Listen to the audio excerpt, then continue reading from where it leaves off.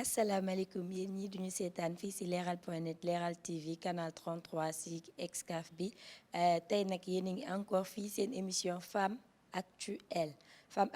comme ni ngeen ko xamee rek dañuy dem tànnal leen ay femmes yi nga xam ne nii ay jàmbaar lañ ci seen domaine d'activité dañuy liggéey bu am solo ci dëkk bi sans bruit ni tintement ay femmes de valeur yoo xam ne dinañ leen teg fii sur la scène ñu waxtaan productif constructif positif waxtaan boo xam ne dina jëriñ askan bi jëriñ surtout xale yu jigéen ñi waxtaan boo xam ne dina doon daal loo xam ne dina leen leeralal ci fànn bépp bu muntu doon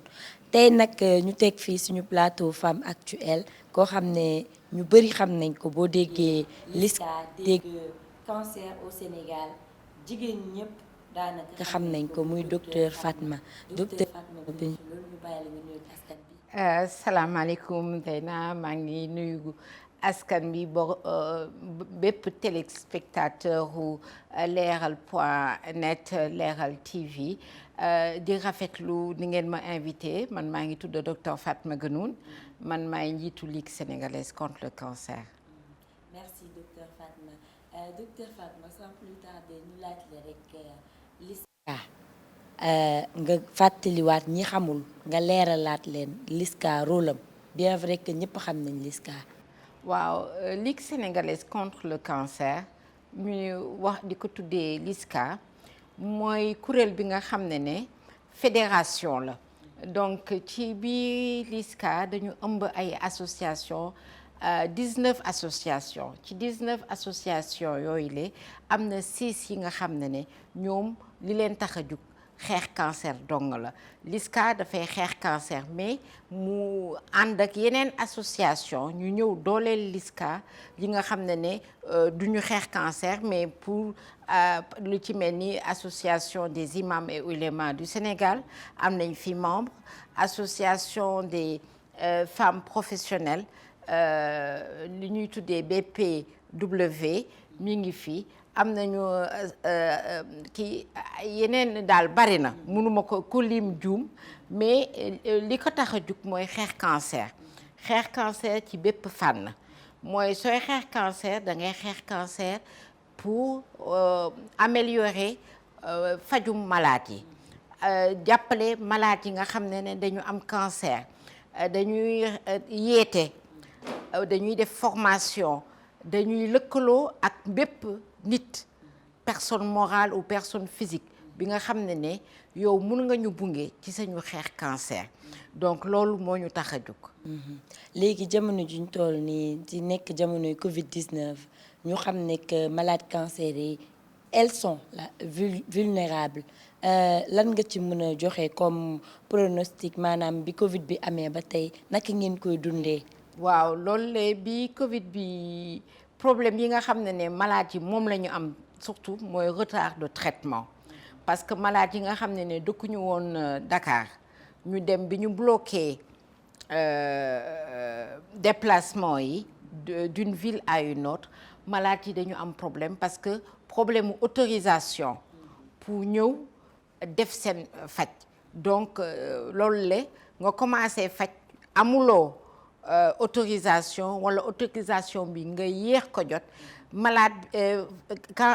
feebar bi dafay gën a wunni su demoon ba commencé di wér dafay wunniwaat loolu problème la woon ci malade yi problème mu transport ñi jotoon a am autorisation dem ba am autorisation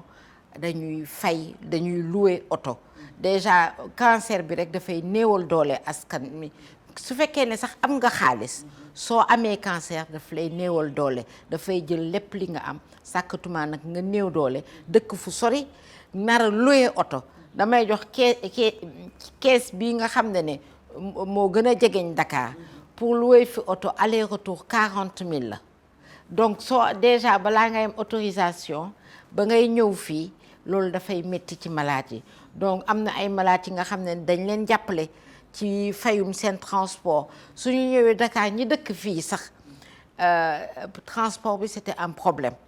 yenn saa yi nga dem duñ parce que ni ñu daan toogee duñ fa mun a toog pour xaar chimio bi pour ñu def seen chimio loolu dafa amoon retard. Pour même programmation ou certains malades pour ñu opérer leen dañu retardé woon seen programmation loolu mu am impact ci seen faj mais au niveau de la ligue nag ñun suñu liggéey musul arrêté période confinement bi ñun ñu ngi doon liggéey de 10h à 13h jël dossier yi malades yi ñoo leen di fayal li ñu leen di fayal oo leen téléphone ñu tase parce que du ñu bëgg ñoom ñëpp dajaloo fii donc suñu waree dem defi radiothérapie dañ leen di oo ne bés sàngam ngeen am rendez-vous ngeen dem suñu demee booba fay nañu ba pare du ñu soxla sax taxaw di sonn suñu waree opérer dañuy dem taseek suñu comptable bi au niveau de l'hôpital mu jox leen seen reçu ñu dem pour ñu opérer leen pour chimiothérapie yi nga xam ne parce que dëgg la garab yi 15 produits moo gratuit mais am na ay produits yi nga xam ne malade yi fokk ñu jënd ko ñun ñoo koy jënd malade yi dañuy ñëw veille bi seen veille yu def seen chimiothérapie mu ñu dem kii jël seen garab dem defi seen chimio mais li gën a amoon solo malade bi nga xam ne am cancer amuloo masque ñu am benn association bu bokk ci Ligue sénégalaise contre le cancer jox ñu ay masques 500 masques nga xam ne ñu distribuer ko malade bu nekk ñu jox la 5 juróomi masques pour nga koy mun a awat yow ak sa ay famille ñu jox leen pour ñu bañ a wàll malade yi donc loolu le am na ay yooyu moo doon jafe impact yi surtout retard de traitement bi mooy ne nit ki dina dépenser mënuloo ñëw nga am retard bi feebar bi wunniwaat donc loolu le dafa métti y a eu peut-être quelques cas bariwul nag ci malade yi nga xam ne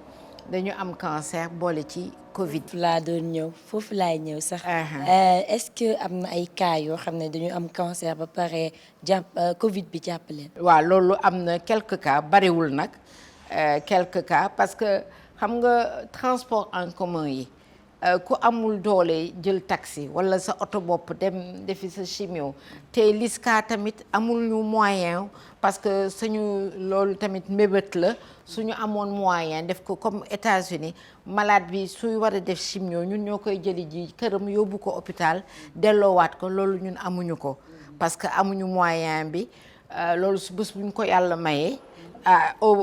Est-ce que LISCA am na ambulance wala dara. non malheureusement amuñu ambulance benn oto la ñu am mooy suñu voiture de liaison bi nga xam ne suñuy dem fenn moo ñu yóbbu te boobu le président de la République moo ñu ko mayoon donc ñu ngi ñaan tout le temps damay def plaidoyer pour nit yi jàppale ñu ci voiture yi nga xam ne mun na jàppale malade yi parce que ñun malade du cancer yi rek moo ñu tax a jóg donc jàppale leen ci seen faj jàppale leen ci seen combat. Actuellement ñaata malade ngeen di recevoir par jour au maximum. Pour le moment suñ ko calculer ñu ngi ci 135 malades yi nga xam ne ñu ngi leen di jël en charge parce que avant Téléthon bi on était à plus de 250 malades mais biñ leen di oo ñu bari malheureusement am na ñu ci bari faatu nañu te am na ñi nga xam ne xaar bi dafa yàggoon demoon nañu ci ñeneen kuréel yu leen jàppale donc ñu ngi ci 135 malades yi nga xam ne ñu ngi leen di jël en charge. ay jigéen comme góor mais jigéen moo ëpp ci sañu malades yi. Donc ñun ñëpp la ñuy jël. léegi actuellement cancer du col de l'utérus wala cancer du sein ban moo ci gën a bari. Suñ ko xaymaa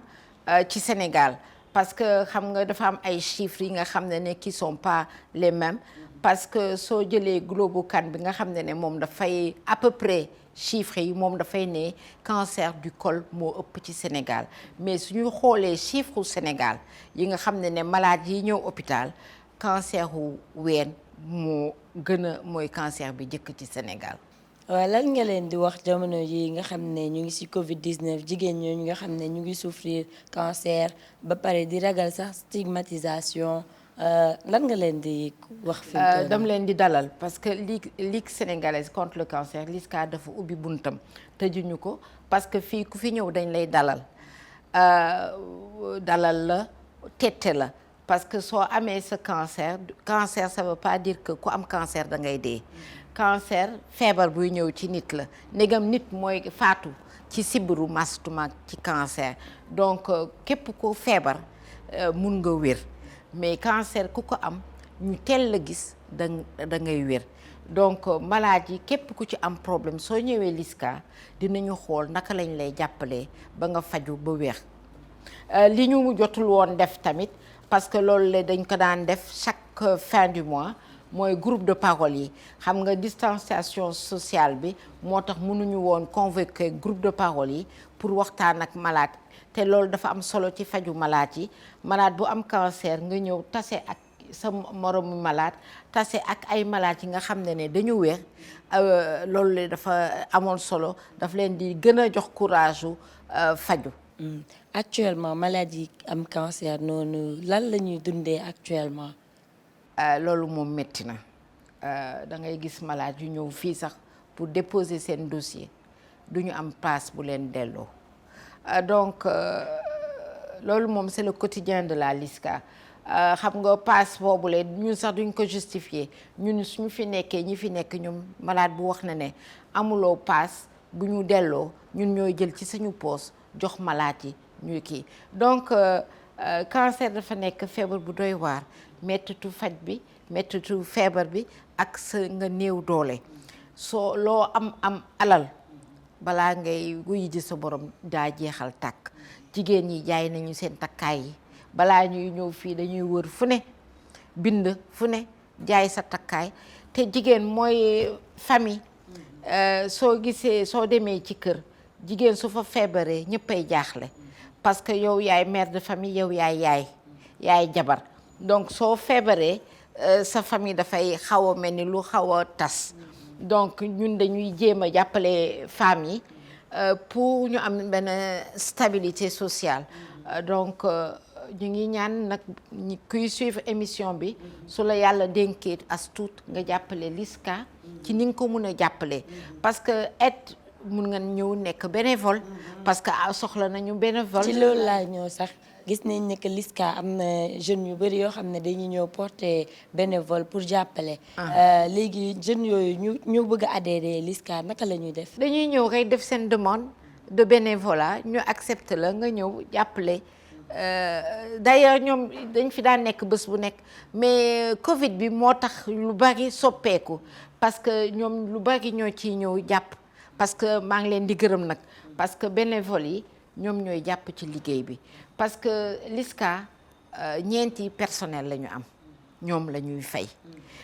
ñi ci des ñëpp man mii wax LISCA fayuma man maay bénévole bu jëkk ci LISCA damay def te yàlla tax pour askan bi pour malade yi donc képp ku am sa doole booy def joxe sa doole dañuy ñëw jàppale ci liggéey bi. moyen technique moyen financier. moyen financier moyen physique yéen suñu jour consultation par exemple consultation stade 200 jeunes dañuy ñëw jàpp ci liggéey bi donc loolu dañuy comprendre ñu ci bari. seen morom yi ñoo leen indi ñu ci am na ñi nga xam ne parce que dañu dund ak feebar bi seen waajur génn àddina ñu ñëw jàppale LISCA donc am nañu seen xarit yi ñooñu lee seen waajur kii dañuy indaale seen ay xarit donc étudiants yi nga xam ne su école tëjee dañuy ñëw jàpp fi am na ñi nga xam ne année scolaire bi suñu amulee sax cours dañuy ñëw jàpp ci liggéeyu LISCA donc am na ay mag sax yi nga xam ne su ñun bureau bi membre conseil d'administration bureau bi ñun ñëpp ay bénévole lañu dañuy liggéey ba wàcc ñëw di liggéey pour malade cancer yi. léegi femmes yi nga xam ne dañoo am cancer du col de l'utérus te nga xam ne ñu ngi koy dund actuellement ba pare di ko làq ba ñu am courage bi pour vraiment ñëw faju affaire yooyu wala nekk di faju ay garabu olof ak yooyu lan nga leen di dénk en tant que docteur. xam nga gëm-gëm dafa am solo moo tax toujours damay ne da ngeen di boole ñaari faj yi bu leen dem ñu lekk seen xaalis parce que la plupart du temps maladie dañuy am commencé parce que feebaru cancer buntu butitu njurukaay saignement lay commencé ñu dem ci maaman yi ñu nax leen ne dañ leen liggéey dañ leen korte ñuy dépenser seen xaalis ba nga xam ne feebar bi sori na ci ñoom ñuy doog a dem ci hôpital. Donc képp ku jigéen bu nga xam ne yaa ngi ci néegu sëy war nga soo amee 20 at ak juróom nekk ci néegu sëy war nga commencer saytu canceru buntu butitu njurukaay. Cancer bi ay méthodes am na plusieurs méthodes yu nga xam ne pour dépister canceru buntu butitu njurukaay. frottis cervico-vaginal femmes yi nga xam ne dañuy def planning parce que ñun dañuy lëkkaloog sage-femme d'État yi. Donc bépp jigéen buy dem ci consultation planning familial sage-femme bi dina ko wax pour mu def frottis. Sinon am na beneen méthode bi nga xam ne fiable moom la ñuy def fu ne muy IVA inspection visuelle à l'acide acétique et au lugol. loolu dafay tax ne dinañu gis légat bi nekk ci buntu butitu njurukaay te suñ ko fa bàyyee dafay nar a joxe cancer. ñun loolu la suñu defee dépistage boobu suñu gisee légat boobule dañ koy faj bi ñaari appareil moo am. Cryothérapie bi nga xam ne dafay congeler lésion précancéreuse boobule wala thermoablation bi nga xam ne daf koy lakk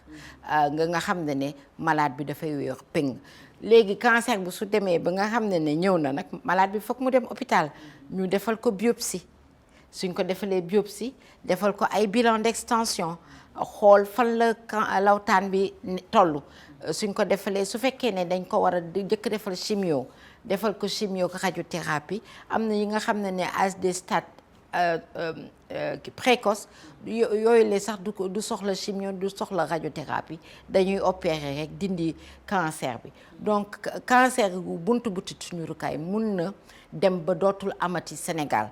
li may wax ne exemple pays Scandinavie ñoom dañu liggéey ba nga xam ne foofu lay am doo fa gis cancer buntu butitu njurukaay ci seen askan. suñ fa amee ay cas mooy ne dafa ñu jógee bitim réew ñëw fa. Donc ñun suñu liggéey mooy ne dañu bëgg cancer buntu butitu njurukaay jeex ci Sénégal. loolu moo waral suñu tournée yi ñuy def ci biir Sénégal ñuy préconiser aussi parce que vaccin bi tamit am na solo. Bien que ñu bari wax nañ ci naka su dul noonu le mais vaccin bu fiable la. waaw foofu sax laay bëgg a ñëw parce que gis nañ ne que ñu bari dañoo ragal vaccin boobu ñu ngi naan day wàññi sa jur ak yu kenn xamul loolu mun ngeen ci leeral tey. ñi gën a mun a wax la dul dëgg ñoo gën a am doole ci réseaux sociaux yi parce que da ngay gis nañu fake news yi sax da ngay gis kenn ku toog ci këram xalaat la may xalaat xam na ne am na ñu bari ñu koy suivre mu dugal fa une mauvaise information. Mais vaccin yi c'est efficace et ça peut lutter contre le cancer du col et il faut vacciner xale yi nga xam ne à partir de 9 ans ñi waa pays scandinavie sama référence la ci en matière de lutte contre le cancer dama koy wax ñoom dem nañu ba di vacciner tuñu dañuy vacciner xale yu jigéen yi mais dañuy vacciner xale yu góor yi nga xam ne ci ñoom ñooy tax virus bi di dugg. virus bi ñuy wax human papilloma virus HPV xam nga doomu jàngoro bi nga xam ne amul garab bi koy néewal mais soo vacciné dafay tax ne dafay néewal virus bi dafay kattanal sa organisme ba su virus bi ñëwee duggee ci sa biir mu détruire ko. loolu mooy tax gis ngeen problème mu maladie virale yi gis ngeen ko ak Covid bi amul garab buy faj Covid garab bi nga xam ne dafay faj signe d'accompagnement yi nga xam ne moom mooy feeñal virus bi. feebaru cancer du col tumeur bi cancer du col mooy feeñal human papilloma virus bi nga xam ne yàggat na ci jigéen bi. donc loolu le moo tax foog nit ki di saytu fu ne di saytu saa su nekk donc jigéen yi yóbbu leen seen doom yi parce que cette vaccination elle est gratuite. Ailleurs ça coûte très cher vaccin bi ñu joxe fii ça coûte 100 000 francs la dose alors que fii c'est gratuit au Sénégal donc xam nga dañuy ne lu yomb luñ la may baaxul. waaw te lu yomb li sax comme gratuite la ñi nga xam ne seen xel dafa xaw a négatif dañ naan am na lu mu rax. voilà donc xamul ne loolu yëpp ci booru liggéeyu plaidoyer yi nga xam ne yàgg nañ ko def xam nga sooy def plaidoyer da ngay tàmbali di wax ak askan bi di wax ci au niveau des instances internationales ba ñoom ñu dégluñu xam ne am nañ lu ñu war a def ci Sénégal parce que cancer buntu butitu-njurukaay li mu daan faagaagal ci Sénégal bari na 80% soo jëlee téeméeri malade juróom-ñetti fukk malade yëpp dañuy faatu ci cancer buntu butitu-njurukaay loolu daf ñu daan metti parce que mënuñu ci leen jàppale parce que waxtu bi ñuy tàmbali di ñëw dafay yéex donc loolu moo tax balaa ñuy cancer bi di agsi ñun ñuy def dépistage yi donc fokk nit ñi jàppale ñu ñuy waxtaan ak bàjjenu gox yi ñuy waxtaan ci seen causerie yi lan mooy cancer u col naka la ñuy def ba aar sa bopp ci cancer u buntu butitu-njurukaay. léegi cancer u col boobu naka lay manifesté woo. malade yi dañuy beddeeku seen bopp parce que dañu ànd xet bu xasaw parce que ci biir famille bi dañ leen di isolé ñëpp leen di daw parce que xetu feebar bi la donc muy feebar bi nga xam ne dafa metti ci malade bi am sa cancer di am yaakaar ndax da ngay dund wala da ngay dee ñi la war a toppatoo daw la da nga leen di fekk seen biir kër ñoom kese seen biir nekk suñu amee jëkkër sax dañ leen di daw donc metti na lool. léegi bi ngeen commencé xeex bi ba tey gis nañ ne que wàññeeku bu bari am na ci mën nga ñu jox à peu près. waaw xam nga les chiffres li may wax chiffre wu Sénégal amuñu registre bu fonctionnel suñu yàlla mayoon foog naa ne sax ci milliard boobu président joxoon ñu jël nañ ci 50 millions. Pour 25 millions yi ñu def ko ci registre des tumeurs parce que loolu rek moo tax ñu mun a wax chiffre exact parce que ba fi may ñuy toll chiffre exact yi amuñu ko parce que registre bi dafay jël malade yi nga xam ne dañu am cancer ci Sénégal bi yépp alors que man chiffre bu ma lay mun a jox xëy na mooy chiffre centre yi ñuy defee radiothérapie parce que malade yi am cancer du col dañuy ñëw ci centre radiothérapie donc même chiffre yi nga xam ne yu dalal jàmm yi amaguma ko donc yooyu la mais bi ñu ko xoolee bi ñu ci dernier registre bi ñu chiffre yu ñu am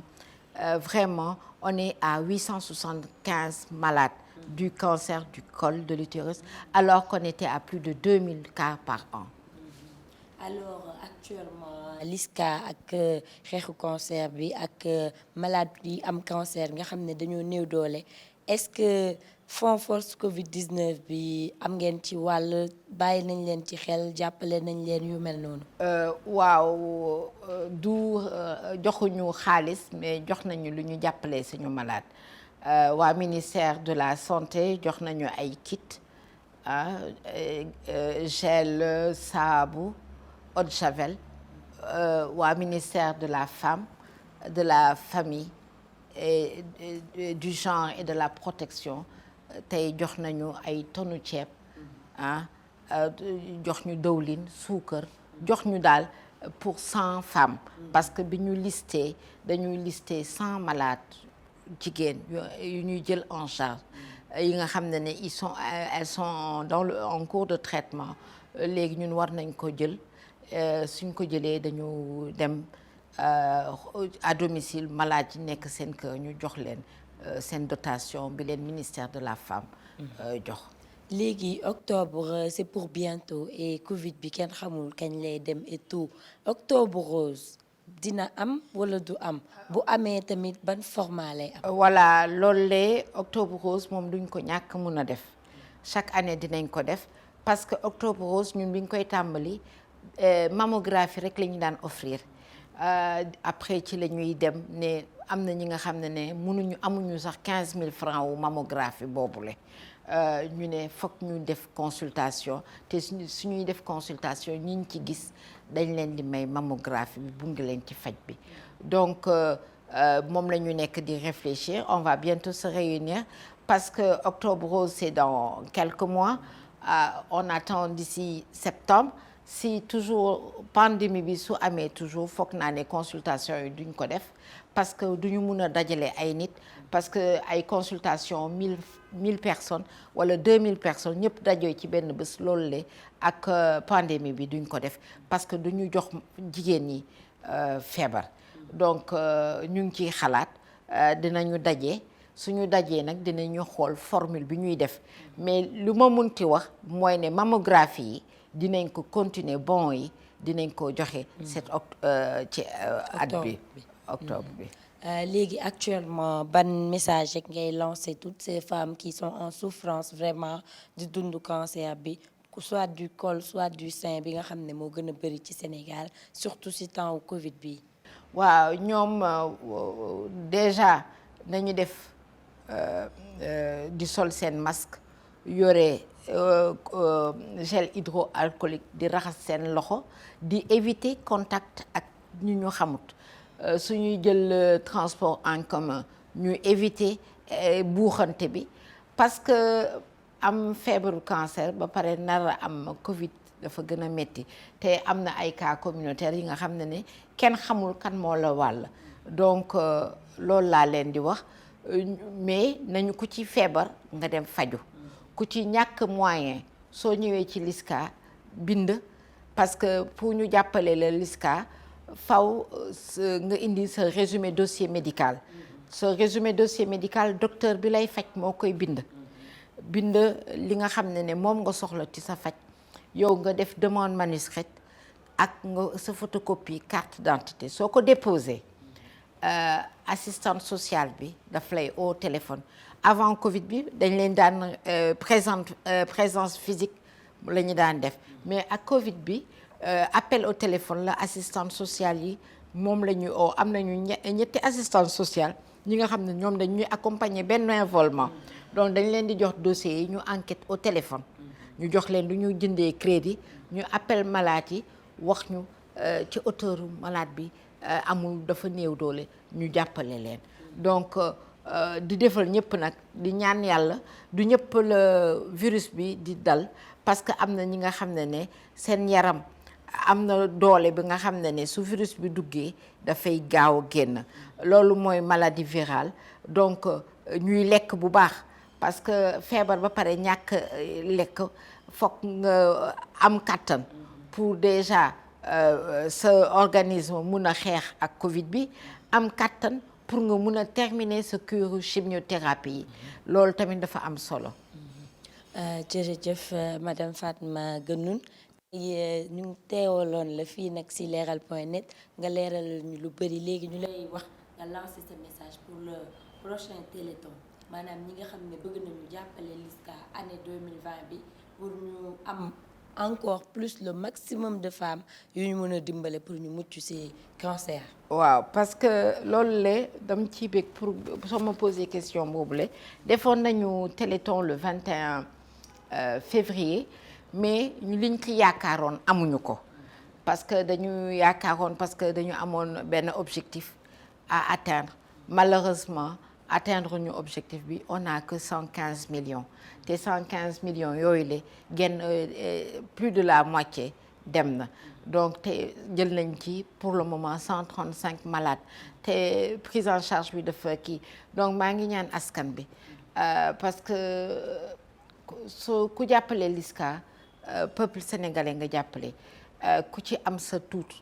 sa azaka booy génne mun nga ko jox LISCA parce que mu wóor la ne compte malade yi compte malade la bokkul ak compte fonctionnement LISCA parce que fokk ma leeral ko askan bi nous avons 2 comptes séparés benn compte bi nga xam ne mooy fonctionnement LISCA beneen compte bi nga xam ne mooy uniquement prise en charge bu malade yi xaalisu téléthon bi ci compte boobu la dem donc bi nga xam ne lépp luy jàppale malade malade cancer yi ci lañ koy jëlee li ñuy faj seen opération seen chimiothérapie seen radiothérapie seen groupe de parole yenn saa yi hôpital service su cancéro yi dañuy soxla ndimbal ci loolu la ñuy jëlee di leen di ndimbali donc loolu la ku jàppale malade waruñu sax xaar téléthon parce que nit ki.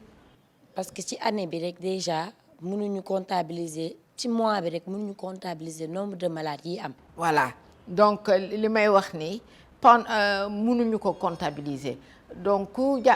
nit ki soo amee as tuut mun nga joxe sa as tuut walla nga dem sax ci yaakaar ne soo ko fi indee dañ koy luubal nga dem directement ci suñu compte BOA pour malade cancer yi ngeen dugal fa seen xaalis jàppale mu wóor la ne xaalis bi ngeen di dugal du pour membre de l'ISCA pour malade yi néew doole la c'est important de le dire malade yi la ñu fi nekkal malade yi Octobre Rose pour ma jox la exemple Octobre Rose li ñuy ut pour Octobre Rose bokkul duñ ko jëlee ci compte BOA boobule compte BOA boobu malade uniquement dépense su maladie bi la donc mu wóor na ne suñuy ñaan ndimbalu Octobre Rose ak ndimbalu Téléthon dafa wuute ndimbalu Téléthon ci malade yi la jëm donc ku am sa loo am rek mun nga jox LISCA pour mu jàppale malade yi te ndimbal ci façon bu nekk la mun na doon moyen matériel mu financier parce que soo ne ñun jot nañ fi ay lal ñu joxe ko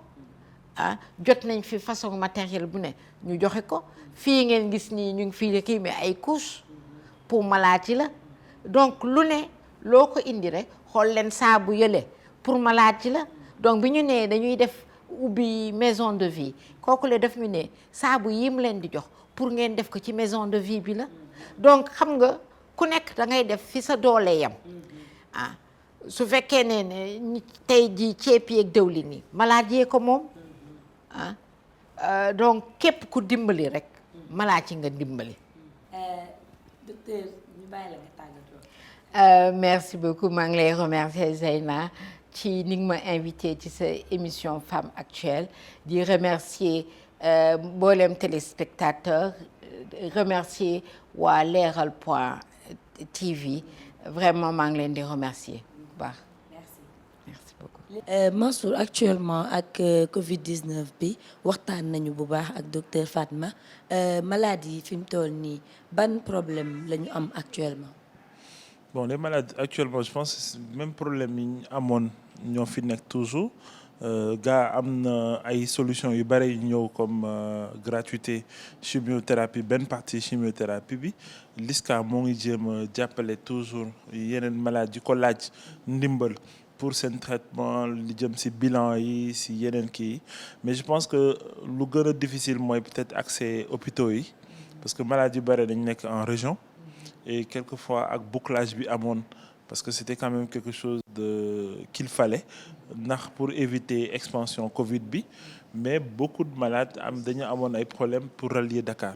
mais gis surtout problème problème autorisation après ça s'est réglé un peu plus mais c'est surtout cherté au transport bi malades yu am cancer déjà ils ont pas les moyens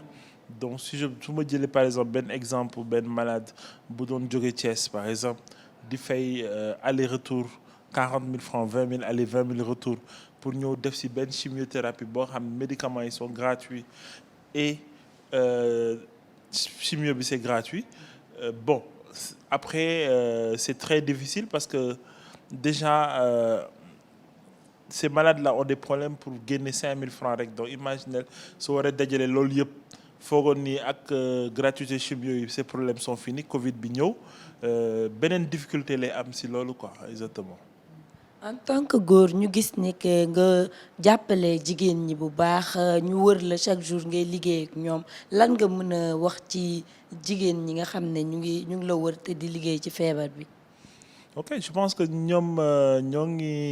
dañu am conviction ci lu ñuy def c'est sûr que c'est pas toujours facile comme liggéey yëpp mais quand même fii am na solidarité bu ci am et puis nit ñi dañoo am engagement wu pour mun a utal maladie ay solution parce qu'aujourd'hui ñi fi nekk soo xoolee suñu conseil d'administration bi presque 80% ay jigéen lañu ñun dañ leen di dooleel rek jéem a gën leen appuyer ci liggéey bi et puis surtout ñoom dañuy indi seen touche boo xam ni c'est peut-être pas ñun duñ ko jël le plus au sérieux parce que dañuy nekk dans l'opérationnel ak lépp mais ñoom dañuy xool aspect yëpp jël temps parce que tamit prise en charge médicale tamit ak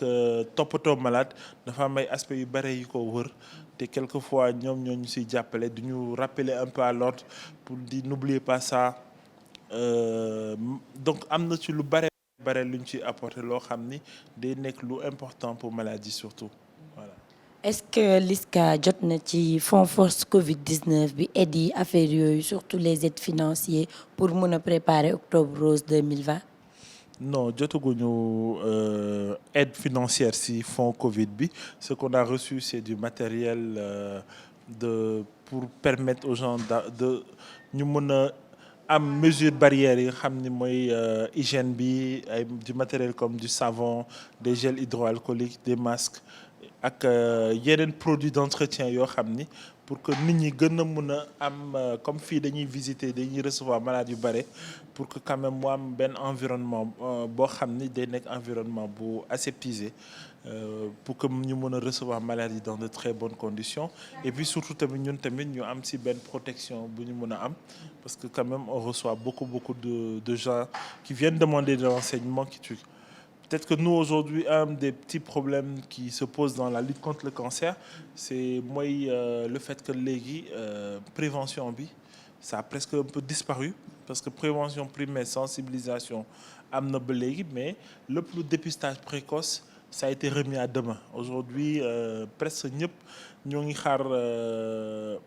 Covid bi mën a jàll pour mën a reprendre activité dépistage yi parce que ça permettait vraiment ñu mën a gis ay cas très tôt ñu mën leen jël en charge très rapidement et que malade yooyu mën ci génne parce que cancer bu ñu ko fàtte on a prévention précoce bi mais surtout dépistage précoce plus tôt feebar bi ñu gis ko plus tôt ñu mën a indi ci faj bu gën a gaaw voilà et puis surtout gën a ñaax nit ñi pour que ñu mën a def du sport éviter de fumer éviter de boire de l'alcool et surtout am benn alimentation saine et équilibrée 5 fruits et légumes ak yeneen kii je pense que dès que la ligue moom est prête comme d'habitude dès que affaire yi gën a tasewu ñu mën a redémarrer activité terrain yi dépistage yi parce que les populations le demandent voilà. lan ngay wax ñi nga xam ne dañu tàmm octobre rose bi surtout en ce moment ak nag ngeen di préparer post Covid-19 bi. waaw bon faut dire que ñun au fait comme je disais à quelqu'un il y a pas longtemps bon post Covid-19 bi c'est sûr que ça va pas être très facile pour organisation yu mel ni ñun faut dire que aujourd'hui dons yi on a par exemple aujourd'hui quelqu'un qui est venu par exemple qui nous a fait un don xam naa dafa gis ni liggéey bi ñu def mu apprécier ko parce que dañ ko présenter ce matin bu def benn don mais faut dire qu'on a quand même une réduction complète des dons qu'on recevait am nay entités yoo xam ni am nay promesses yu ñu def Téléthon bi on n'a pas pu réunir tout l'argent pour le moment on appelle toujours toutes les personnalités qui peuvent nous aider je pense que ku ñëw ku gis liggéey LISCA ku ñëw seet si ñu présenter la ko parce que tamit aujourd'hui il faut voir que dans la lutte contre le cancer am na lu bare loo xam LISCA moo ngi koy apporter te je pense que nit ñaa ngi siy teg seen bët et c'est pour ça que bon c'est dans les dernières années quand même on a eu beaucoup de soutien que ce soit au niveau étatique que ce soit au niveau des sociétés donc on appelle tout le monde à venir rejoindre dans ce combat-là. Aujourd'hui si on fait un médecin me le disait il y a 2 jours de voir un peu quelle est l'incidence de ce Covid-là sur la mortalité du cancer. On sait qu'on a quand même beaucoup de gens qui ont perdu la vie du fait de retard de traitement, du fait de la radiothérapie dans certaines zones qui n'avaient pas pu être faites correctement parce que les gens devaient se réadapter avec les nouvelles mesures barrières et tout ça, le temps que les protections arrivent et tout. Mais on sait que les Sénégalais sont des gens qui sont très, très généreux et on espère que les populations vont continuer à nous soutenir. Les sociétés, nous, on a un programme pour le bien des populations. Ceux qui veulent vraiment apporter leur aide aux populations peuvent passer par la Ligue et ça nous aidera à sauver beaucoup de monde. Inch'Allah. Merci beaucoup Bonso. ñu dalaloon fii nag tey seen émission Femme Actuelle docteur Fatma Guenoune présidente de la Ligue sénégalaise contre le cancer xam ngeen ko LISCA mu waxtaanal ñu lu am solo ci feebaru cancer bi nga xam ne nekk combat international bépp jigéen bu dégg cancer rek sa fit day dem ndaxte gis nañ ni muy sonalee jigéen ñi ak ni mu leen di reyee donc dégg ngeen message fort boobu mu lancé LISCA mu ngi fi 365 jours sur 365 di faj maladie di jàppale jigéen ñi am cancer donc képp ku am ndimbal bu mënti doon bàyyil sa xel ne am nañu feebar bëgg a faju te amuñu lu ñu fajoo bàyyi leen seen xel ne que am na feebar bu metti boo xam ne day rey bu metti muy cancer ngeen jaar LISCA xool noo leen def donc ñu leen di jox rendez-vous ci seen beneen émission Femme Actuelle ak beneen ndaanaan beneen femme actuelle buy liggéey bu am solo ci dëkk bi sans bruit ni tintamarre merci ngeen jëf avant tout damay remercier technicien yi Yoro ak Xidma bu baax a baax